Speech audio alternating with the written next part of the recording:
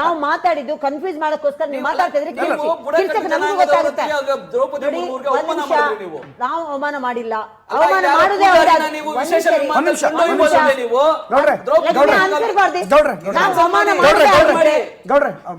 ದ್ರೌಪದಿ ಮುರ್ಮು ಅವರನ್ನು ರಾಷ್ಟ್ರಪತಿ ಮಾಡಿರೋದು ಯಾರ್ರಿ?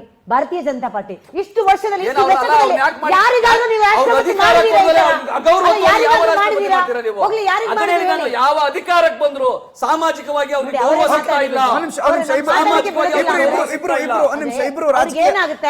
ಮಾತಾಡಿದ್ದು ಜನರಿಗೆ ಅರ್ಥ ಆಗ್ಬಾರ್ದಂತ ಅವ್ರು ಮಾತಾಡ್ತಾರೆ.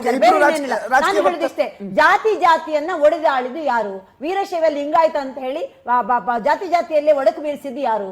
ಇದೆಲ್ಲ ಇವ್ರಿಗೆ ಗೊತ್ತಿಲ್ವಾ? ಅಥವಾ ನೋಡ್ತಿರೋ ಜನರಿಗೂ ಅರ್ಥ ಆಗ್ಲಿ ಅಂತ ಅವತ್ತಿನ ಜನ ಅರ್ಥ ಮಾಡ್ಕೊಂಡು ಅವತ್ತಿನ